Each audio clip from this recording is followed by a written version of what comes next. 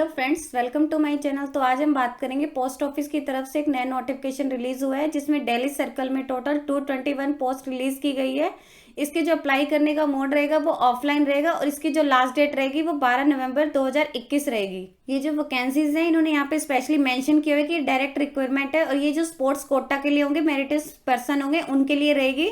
और यहाँ पे इन्होंने दिया हुआ है कि कौन कौन सी मतलब ईयर्स के लिए, जैसे 2013 टू 2020 तक है ये पोस्टिंग असिस्टेंट एंड जो सॉर्टिंग असिस्टेंट है उनके लिए, और जो 2011-12 टू 2020 है ये पोस्टमैन के लिए।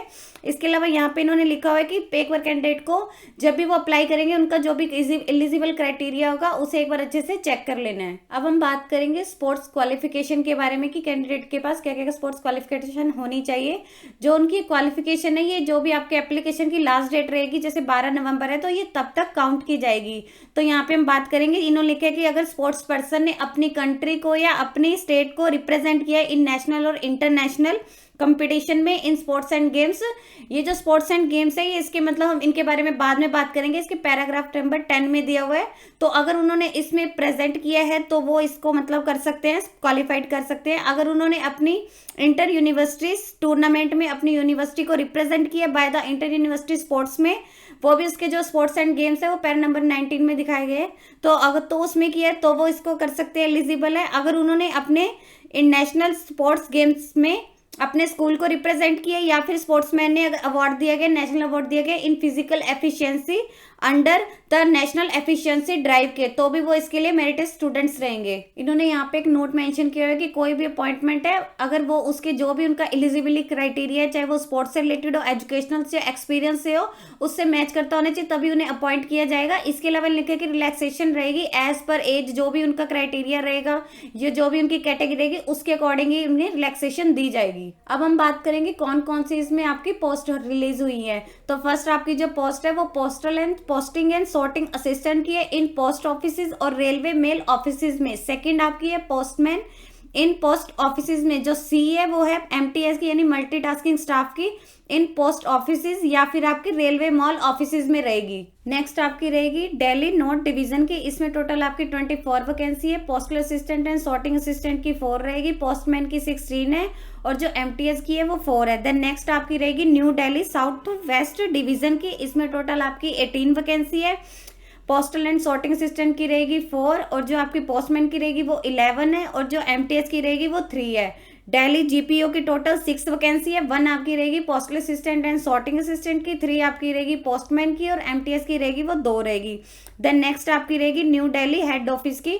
इसमें टोटल आपकी 10 वैकेंसी है। 2 रहेगी postal assistant and sorting assistant की, 5 रहेंगी पोस्टमैन की और 3 रहेंगी आपकी एमटीएस की। देन नेक्स्ट आपकी रहेगी एयर मेल सॉर्टिंग डिवीजन की। इसमें टोटल आपकी 22 वैकेंसी है। 10 रहेगी आपकी जो है postal assistant and sorting assistant की रहेगी और जो 12 रहेगी वो मल्टीटास्किंग स्टाफ की रहेगी। नेक्स्ट आपकी रहेगी न्यू दिल्ली सॉर्टिंग डिवीजन में। इसमें टोटल आपकी 14 वैकेंसी है। 7 आपकी रहेगी postal assistant and sorting assistant की और 7 आपकी रहेंगी मल्टीटास्किंग स्टाफ की। नेक्स्ट आपकी रहेगी दिल्ली सॉर्टिंग डिवीजन की। इसमें टोटल आपकी 17 वैकेंसी है। 4 रहेंगी आपकी postal assistant and sorting assistant की, 13 आपकी रहेंगी मल्टीटास्किंग स्टाफ की। देन नेक्स्ट आपकी है सर्कल ऑफिस की। इसमें टोटल आपकी 3 वैकेंसी है और जो वैकेंसी तीनों ही है ये postal assistant and sorting assistant की है। देन नेक्स्ट आपकी रहेगी एसबीसीओ में। इसमें टोटल आपकी 2 वैकेंसी है, वो है postal assistant and sorting assistant की। फॉरेन पोस्ट में टोटल आपकी 7 वैकेंसी है। 4 रहेंगी आपकी postal assistant and sorting assistant की, 3 आपकी रहेगी मल्टीटास्किंग स्टाफ की। और एमएमएस में टोटल आपकी 3 वैकेंसी और जो तीनों वैकेंसी है ये मल्टीटास्किंग स्टाफ की है।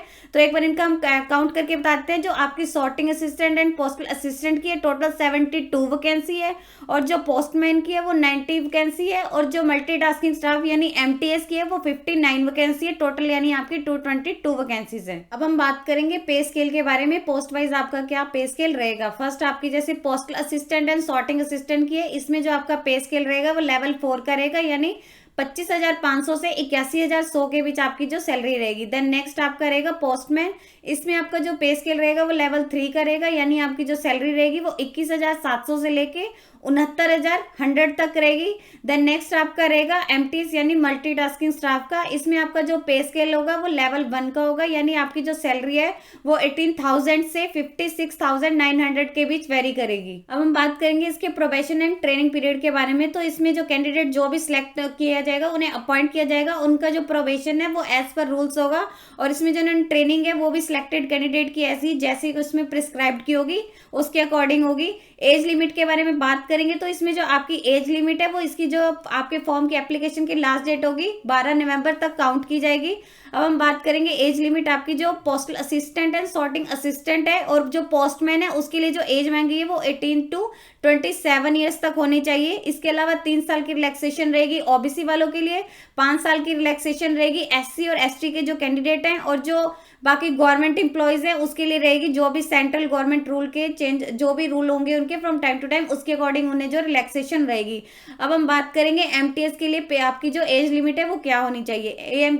इसकी जो एज लिमिट है वो 18 to 25 ईयर्स तक है। रिलैक्सेशन रहेगी 3 साल की रहेगी ओबीसी वालों के लिए, और एससी एसटी वालों के लिए रहेगी 5 साल की रिलैक्सेशन। इसके अलावा यहाँ पे इन्होंने एक नोट मेंशन किया हुआ है रिलैक्सेशन के लिए। इन्होंने यहाँ पे लिखा है कि इन एडिशन एक स्पेशल रिलैक्सेशन यानी a special relaxation of upper age की अपर मैक्सिमम 5 ईयर्स की दी जाएगी, will be admissible for all category, सभी कैटेगरीज के लिए होगी। द कंसेशन, ये कंसेशन दिया जाएगा ओनली दो स्पोर्ट्स पर्सन वो जो भी सेटिस्फाई करेगा उनके एलिजिबिलिटी कंडीशन है रिलेटेड टू जो भी उनके एजुकेशनल क्वालिफिकेशन है और जो उनके इसके प्रिस्क्राइब किया हुआ है, जैसे कि यहाँ पे पैरा नंबर 11 में दिखाया गया है, इसको अगर वो सेटिस्फाई करेगा तो उन्हें अप टू 5 ईयर्स तक की रिलैक्सेशन दी जाएगी। तो उन्हें अथॉरिटी के द्वारा एक मतलब सर्टिफिकेट जमा करवाना होगा। तो एक बार चेक कर लीजिएगा, इसमें आपको जो है स्पेशल रिलैक्सेशन दी जाएगी। अब बात करेंगे इसकी एजुकेशनल और जो भी इसके लिए अदर क्वालिफिकेशन रिक्वायर्ड है उसके बारे में। तो पहले हम बात करेंगे postal assistant and sorting assistant के लिए क्या क्या क्वालिफिकेशन चाहिए। इसके लिए इन्होंने जो मिनिमम क्वालिफिकेशन मांगी है वो +2 यानी कि इसके इक्विवेलेंट कोई भी स्टडी होनी चाहिए फ्रॉम अ रिकॉग्नाइज्ड बोर्ड या यूनिवर्सिटी से। इन्होंने लिखा है कि आपको हायर, अगर आपने इससे भी ज्यादा हायर एजुकेशन किया तो इसके लिए आपको कोई भी बोनस मार्क्स नहीं दिया जाएगा। इसके अलावा इन्होंने यहाँ पे एक और सर्टिफिकेट चाहिए होगा आपका बेसिक कंप्यूटर ट्रेनिंग का from a recognised computer training institute से, आपके जो भी अपॉइंटमेंट लेटर उसके इश्यू होने से पहले। इसके अलावा इन्होंने लिखा है कि आपका जो कंप्यूटर जो भी इसका लेटर ट्रेनिंग सर्टिफिकेट होगा वो फ्रॉम सेंट्रल गवर्नमेंट या फिर स्टेट गवर्नमेंट या यूनिवर्सिटी या बोर्ड के द्वारा होना चाहिए। इसके अलावा इन्होंने रिलैक्सेशन दी है, अगर किसी भी कैंडिडेट ने है या तो 10th में या +2 में या इससे हायर स्टडी में कंप्यूटर उनका एज अ सब्जेक्ट था तो उन्हें कोई भी ऐसा सर्टिफिकेट अलग से जमा करवाने की कोई जरूरत नहीं है। बाकी आपकी जो स्पोर्ट्स क्वालिफिकेशन है वो एज पर जैसे हमने पहले बात की थी उसके अकॉर्डिंग रहेगी। देन नेक्स्ट हम बात करेंगे पोस्टमैन की क्वालिफिकेशन के बारे में। इसमें आपकी जो है +2 होनी चाहिए या इसके इक्विवेलेंट कोई भी स्टडी होनी चाहिए, प्लस आपको जो है लोकल लैंग्वेज की नॉलेज होनी चाहिए यानी कि हिंदी की। तो कैंडिडेट की जो है इस मतलब उसने अप टू 10th स्टैंडर्ड में ये की होनी चाहिए, 10th उनका कंपलसरी सब्जेक्ट रहेगा। इसके अलावा इन्होंने लिखा है कि उनके पास एक जो भी कैंडिडेट इसके लिए अप्लाई कर रहे हैं उनके पास एक ड्राइविंग लाइसेंस होना चाहिए 2 व्हीलर का, 3 व्हीलर का या लाइट मोटर व्हीकल का with in a period of 2 years, जो इन्होंने मतलब with in a 2 periods apply किया हो अब जो भी इसकी अपॉइंटमेंट होने से पहले। इसके अलावा लिखा है कि अगर the person with disability will exempt for, इसके अगर कोई पर्सन विद डिसेबिलिटी इसके लिए अप्लाई कर रहा है तो उसे ऐसा कुछ जमा करवाने की जरूरत नहीं है।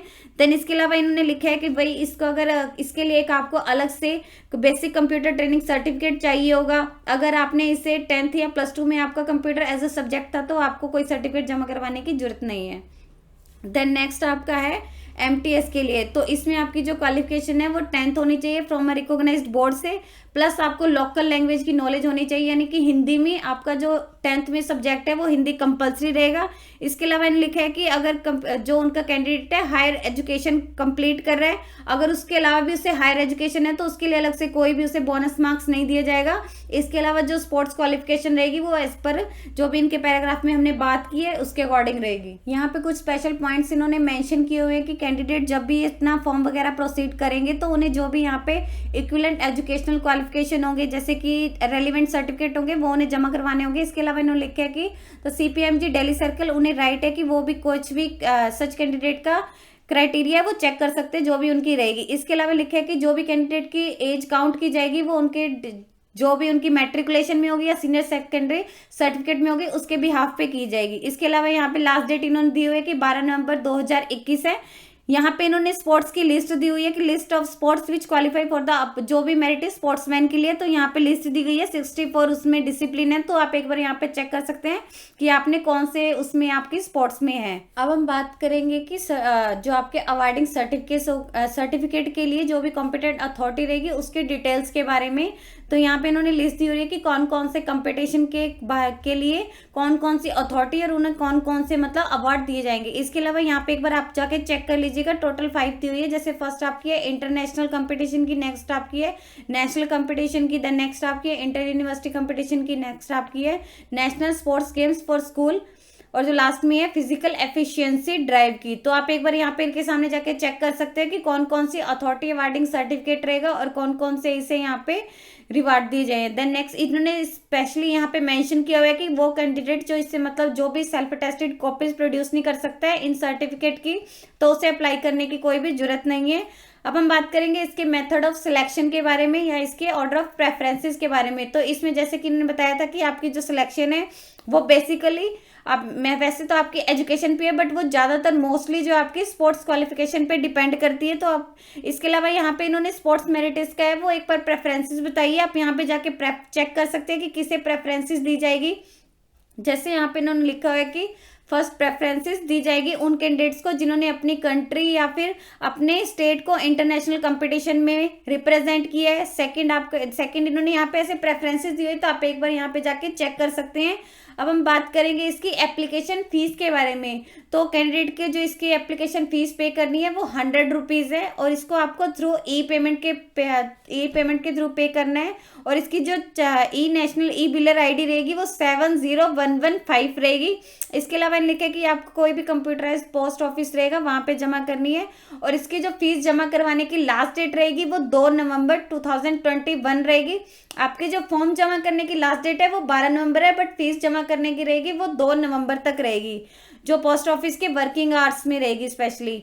तो इसके अलावा लिखे कि अगर आप किसी और मोड से फीस पे कर रहे हैं या फिर चेक के थ्रू या फिर डिमांड ड्राफ्ट से, यूसीआर से या फिर कोई अदर मोड है, तो आपकी फीस जो है वो एक्सेप्टेबल नहीं होगी।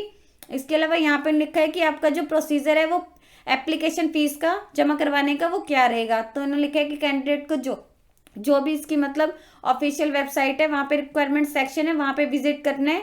तो वहाँ पे इसका जो नोटिफिकेशन आएगा तो इसके नोटिफिकेशन के लास्ट में इसकी जो है ई चलान है वो आपके यहाँ पे प्रिंट करवा सकते हैं। तो यहाँ पे आपके टोटल 3 कॉपीज दी हुई है। फर्स्ट वाली जो है उसमें लिखा हुआ है कि पोस्ट ऑफिस की है। नेक्स्ट वाली में इन्होंने स्पेशली यहाँ पे मेंशन किया हुआ है कि आपकी रहेगी new Delhi along with application, यानी कि आपको एप्लीकेशन के साथ भेजनी है। देन नेक्स्ट इन्होंने लिखा हुआ है कि इन दिल्ली सर्कल विद जो भी आपको कैंडिडेट की रहेगी, एक कैंडिडेट कॉपी रहेगी, एक पोस्ट ऑफिस के लिए रहेगी और एक उन्हें वहाँ पे जमा करवानी होगी। तो एक तो पोस्ट ऑफिस वाले रख लेंगे और जो उन्हें वहाँ पे जमा करवानी, जो भी कैंडिडेट की कॉपी रहेगी वो कैंडिडेट ने अपने पास रखनी है, और जो दिल्ली पोस्टल्स रहेगी वो उन्हें वहाँ पे जो इसके यहाँ पे 19 में दिया कि वहाँ पे इन्हें पेस्ट करनी है। इसके अलावा यहाँ पे इन्होंने स्पेशली वही बताया था, जैसे आपको मैंने बताया कि ओरिजिनल रिसिप्ट जो भी जनरेट की है पोस्ट ऑफिस ने वो इन्होंने इसकी एप्लीकेशन, आप अपने एप्लीकेशन फॉर्म में जाएंगे तो वहाँ पे कॉलम नंबर 17 में वहाँ पे इन्होंने पेस्ट करनी है। अब हम बात करेंगे कुछ स्पेशल इंस्ट्रक्शन जो कैंडिडेट के लिए उन्होंने यहाँ पे स्पेशल दिए हुए हैं। इन्होंने लिखा है कि ओरिजिनल सर्टिफिकेट आपको सबमिट नहीं करनी है, और जो कैंडिडेट को एक एप्लीकेशन के लिए एक ही एनवलप यूज़ करना है, और लिखे कैंडिडेट को जो भी एप्लीकेशन में फील्ड रहेंगे वो भरने ही भरने हैं, जो भी उसमें रिक्वायर्ड फील्ड है वो भरने हैं। अगर कैंडिडेट है वो SC ST या OBC कैटेगरी के लिए फॉर्म भर रहा है तो उससे रिलेटेड सर्टिफिकेट भी जमा करवाना होगा या फिर जो उसकी ये कॉपी भेजनी होगी। इसके लिखे कि अगर वो फीस नहीं जमा करवाते हैं या फिर उन्होंने इसकी ओरिजिनल कॉपी नहीं भेजी है, उन्होंने कोई और भेजी है, तो उनका फॉर्म है वो डायरेक्ट रिजेक्ट कर दिया जाएगा। अगर उसमें वेरी कर रहा है, डॉक्यूमेंट में उन्होंने कुछ और भेजा, अपने फॉर्म में एप्लीकेशन में कुछ और भरा है, तो उनका फॉर्म है वो एक्सेप्टेबल नहीं होगा। तो एक बार उन्होंने चेक कर लेना है कि उनके जो डिटेल्स वो भर रहे हैं वो वेरी तो नहीं कर रही है।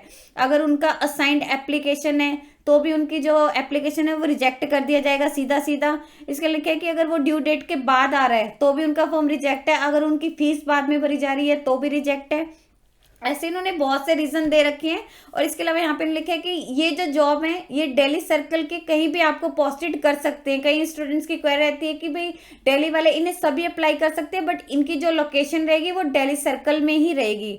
और इसके अलावा यहाँ पे लिखा है कि जो भी कैंडिडेट है आप एक बार जाके अच्छे से चेक कर सकते हैं कि क्या क्या डिटेल में आपको यहाँ पे इन्फॉर्मेशन मिल जाएगी। हम बात करेंगे सर्टिफिकेट्स की कॉपी जो आपको एप्लीकेशन फॉर्म के साथ सेंड करनी है। फर्स्ट इन्होंने आपकी जो मार्कशीट रहेगी एजुकेशनल क्वालिफिकेशन की, देन नेक्स्ट आपकी जो स्पोर्ट्स क्वालिफिकेशन या आपने जो भी अचीवमेंट किए हैं जैसे ऊपर मेंशन किए थे बताए, तो अगर वो उसकी कॉपी आपको जो उसका प्रूफ होगा। नेक्स्ट आपका डेट ऑफ बर्थ का प्रूफ, अगर आपने कोई कास्ट से कम्युनिटी से रिलैक्सेशन के लिए फॉर्म भरा है तो उसका रहेगा कास्ट कम्युनिटी सर्टिफिकेट। वन आपकी लेटेस्ट जो पासपोर्ट साइज फोटो होगी जो आपने पेस्ट करनी है, और उसकी जो सिग्नेचर है वो उसकी मतलब नेम और एड्रेस है उसकी अपोजिट साइड लिखना है फोटो की। देन नेक्स्ट आपका होगा ड्यूली आपका एप्लीकेशन फॉर्म होगा असाइन, जो भी उसके अंडरटेकिंग पे साइन हो गए। देन इन्होंने अगर आपने नेम वगैरह चेंज किया तो उससे रिलेटेड फॉर्म हो जाएगा, प्लस आपकी जो एप्लीकेशन फी चालान फॉर्म। नेक्स्ट आपका है अगर आपने PWBD कैंडिडेट है उन्हें उसका फॉर्म भरना पड़ेगा। अब इन लिखा है कि अप्लाई कैसे करना है, तो कैंडिडेट को जो इसका एप्लीकेशन फॉर्म होगा वहां पे इसके एप्लीकेशन फॉर्म वगैरह फिल करके जो भी रहेगा और जो भी ऊपर डॉक्यूमेंट बताए हैं उनकी कॉपी सेंड करनी है। यहाँ पे जो एड्रेस दिया हुआ है एक बार यहाँ पे जाके चेक कर लीजिएगा, असिस्टेंट डायरेक्टर R&E और chief poster general Delhi circle Meghdoot भवन न्यू दिल्ली। यहाँ पे इसका पिन कोड दिया हुआ है 110001 में, और लिखा है कि आपको जो पोस्ट करनी है या तो बाय रजिस्टर्ड पोस्ट करनी है या बाय स्पीड पोस्ट करनी है, और ये आपके जो मतलब 12 नवंबर से पहले पहले पहुंच जानी चाहिए। अगर इसके बाद पहुंचती है तो अप्लाई नहीं होगा। इसके अलावा यहाँ पे लिखा है कि कैंडिडेट के एनवेलप के ऊपर क्या लिखा होना चाहिए, तो यहाँ पे लिखा है कैंडिडेट फॉर द अप्लाई, जो भी वो पोस्ट के लिए कर रहा है तो ये आ जाएगा। देन नीचे आ जाएगा पोस्ट अप्लाइड फॉर, कौन सी पोस्ट के लिए कर रहा है, कौन से आगे स्पोर्ट्स डिसिप्लिन कौन से डिसिप्लिन के लिए कर रहा है, तो आप एक बार यहाँ पे जाके चेक कर सकते हैं। कैंडिडेट को जब भी अपना एप्लीकेशन फॉर्म भरना है तो उन्हें अपनी जो डिटेल्स है वो इंग्लिश में लिखनी है और वो कैपिटल लेटर्स में लिखनी है। इसके अलावा इन्होंने लिखा है कि आपको एप्लीकेशन फॉर्म सबमिट करने से पहले एक इन्होंने चेकलिस्ट बनाई है, उस पर एक बार बात कर लेते हैं। जैसे आपको जो भी एक बार आपने एलिजिबिलिटी क्राइटेरिया चेक कर लेना है, आपने देखना है कि आपने जो भी उसमें डॉक्यूमेंट है वो अच्छे से जो उसमें आपने क्वालिफिकेशन भरी है उससे जो भी रेलिवेंट सर्टिफिकेट है वो आपने अटैच की है या नहीं की है, आपने जो अपना एप्लीकेशन फॉर्म है वो अच्छे से फिल किया है या नहीं किया है, और इसके अलावा अगर आप मैंने सिग्नेचर है वो अंडरटेकिंग में नहीं किया है या नहीं किया है। इसके अलावा जैसे इन्होंने बताया था कि आपने एनवेलप के ऊपर वैसे लिखना है capital letter and bold letter में, वैसे एक बार आपने अपना रीचेक कर लेना है, तो ये आपके लिए बेनिफिट रहेगा। तो एक बार अच्छे से जाके यहाँ पे चेक कर सकते हैं क्या क्या पॉइंट्स हैं। यदि आपको इस वीडियो से रिलेटेड और अधिक जानकारी चाहिए तो आप इसकी ऑफिशियल वेबसाइट पर जाकर चेक कर सकते हैं, जिसका लिंक मैं आपको डिस्क्रिप्शन बॉक्स में डाल दूंगी। यदि आपको इस वीडियो से रिलेटेड कोई भी क्वेरी है तो आप हमें कमेंट सेक्शन में लिख के बता सकते हैं। वीडियो अच्छी लगी हो तो प्लीज़ लाइक एंड शेयर। इस तरह के और वीडियोज़ को देखने के लिए आप हमारे यूट्यूब चैनल को सब्सक्राइब कीजिए। Thank you.